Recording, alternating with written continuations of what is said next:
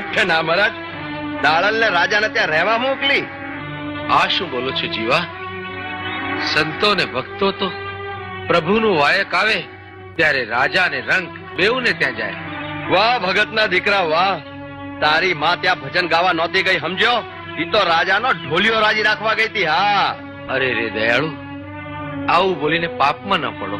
તમને ને મને જન્મ આપનારી માં તો સૌની પૂજનીય કહેવાય. મારી માની સામે જાય છે. મારો તો હોય તો ઉપાડ લાકડી.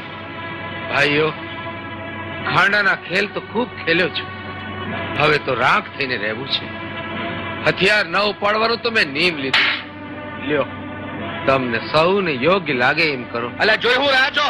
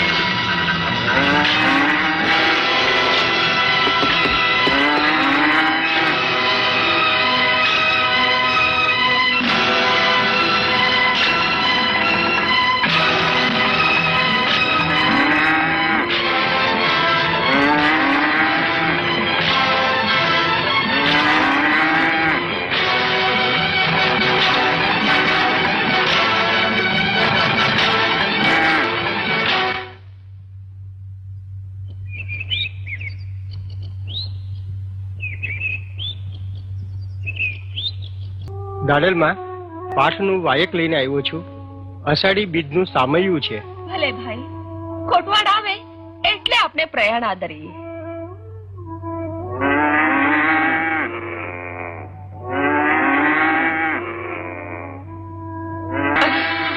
કોટવાડ કેમ ના આવ્યા? ક્યાં હશે કોટવાડ? અરે આ તો કોટવાડ. ઓહો, એ ગાય માતા, હું કઈ મારવા નથી આવ્યો. હું મદદ કરવા આવ્યો છું.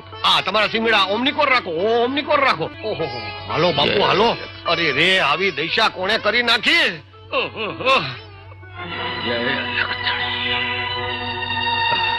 ભગત તો ધોળેશ્વર પાસે બેભાન પડ્યા હતા. કોઈ પાપીઓએ એને લાકડીઓનો મૂંઢમાર માર્યો છે. કોટવાડ, લાડલ દે, કોણે કર્યો આ કાળો કે? કોણ હતા ગજબના કરનારા? બોલો કોટવાડ, એના નામ તો લ્યો. ગજબ કરનારના નામ લઈએ એના કરતા જગતના સર્જનહારાના નામ ન લઈએ. લાડલ દે, અલખ ધણીએ ઉપરવાળાનું નામ લેવા માટે તો આપણને બંનેને ભેળા કર્યા છે. કેવી વસમી વેળા! એક તરફ આંગણે અલગ ધણીનું વાયર ને બીજી તરફ કોટવાળ પર જીવલેણ ખા. વાયક આવ્યું છે અલખ ધણીનું. જાઓ દાડલ દે, ખુશીથી વાયકે જાઓ. તમને આમ એકલા મૂકે જ્યાં સુધી આ ઘા કરનારના માથા નહીં ભાંગો ત્યાં સુધી ભક્તિ નહીં સૂચે. દાડલ દે, તમે જ મને તલવાર મુકાવી હાથમાં એક તારો લેવડાવ્યો અને આજ તમે જ એક તારો મૂકીને હાથમાં હથિયાર લેશો. કોટવાડ, મહાભારતના યુદ્ધમાં જ્યારે પોતાના ભગત પર ભીડ પડી ત્યારે ભગવાન જેવા ભગવાને પણ પોતાની પ્રતિજ્ઞા ભૂલી હાથમાં સુદર્શન ઉપાડ્યું હતું. ત્યારે હું તો કાચી માટીનું માનવી છું. ના દાડલ દે, ના. તમે તો ધર્મના માર્ગના ભૂમિયા, અને શું ભૂમિયા જ માર્ગ ભૂલશે? નહીં દાડલ દે, નહીં. કોટવાડ, દાડલ દે, જાઓ દાડલ દે, જાઓ. અલખ ધણીના વાયથી ખુશીથી જાઓ. મારાથી તો આ પણને લઈને ત્યાં પુગાય એમ નથી, પણ સૌ સંતોને, સૌ ભક્તોને મારા ખૂબ હેતથી પાય લાગણ કહેજો.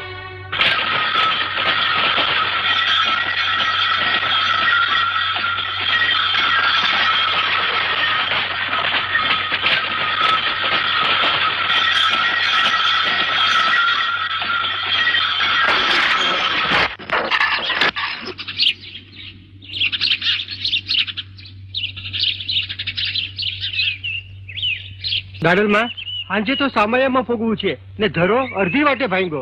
જેવી પ્રભુની મરજી. ભાઈ, સાંજે તો અલખના સામૈયામાં જવું છે ને અર્ધે માર્ગે આ ધરો ભાંગ્યો. બેન, આજે અષાઢી બીજનો હપ્તો છે એટલે ભઠ્ઠીમાં આગ ન સળગાવાય ને એરણ માથે ઘણના ઘા ન હોય. આજે તમને કોઈ ધરો હાંધી નહીં દે. ભાઈ, સંતોના સામૈયામાં વાયકે જવું છે. એવી સતવાદીની દીકરી હોય ને તો લે આ કોળિયું ને હાંધી લે ધરો. જેવી અલગ ધણીની મરજી.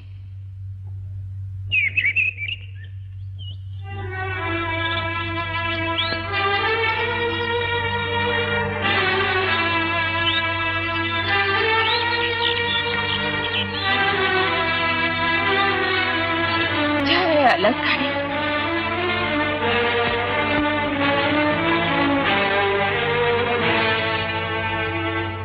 જય અલગ ધણી. ભાઈ, ઘરના ઘા મારો. જય અલગ ધણી.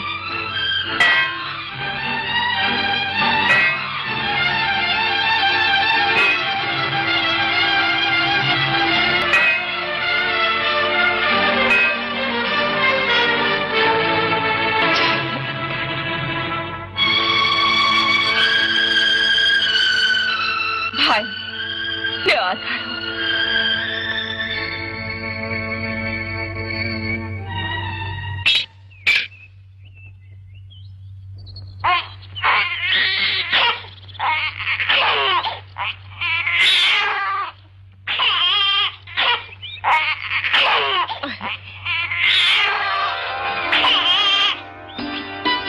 હાલ બેટા, આજથી હું જ તારી માં.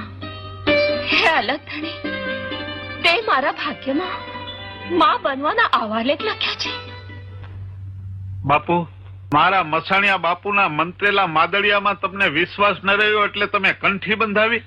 નાનજી, મેં જે કર્યું છે સમજી વિચારીને કર્યું છે. ભલે બાપુ.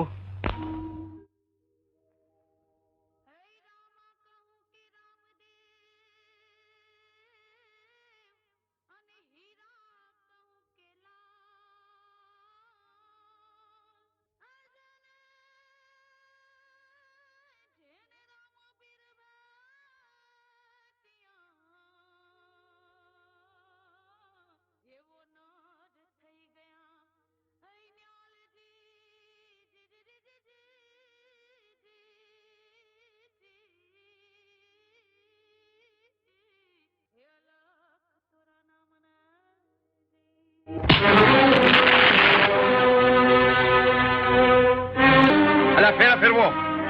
ભગવા ભેખ ને ભરોસે અલગ ધણીની જોત જગાવવા આવી ત્યાં છળ કરીને છેતરી.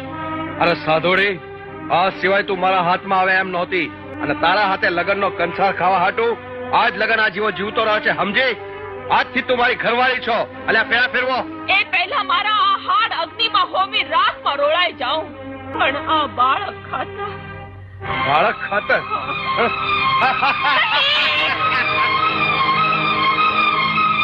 ફેરવો, તૂટી પડો.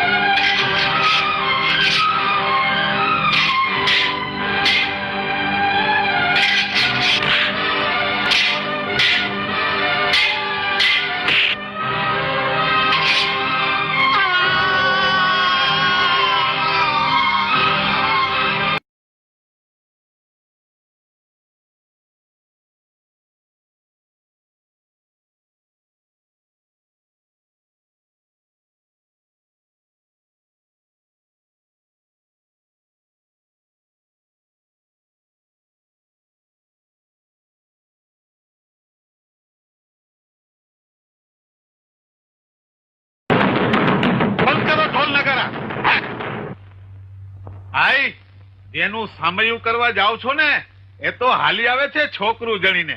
આઈ માં, દાળ દે તો છોકરું લઈને આવે છે.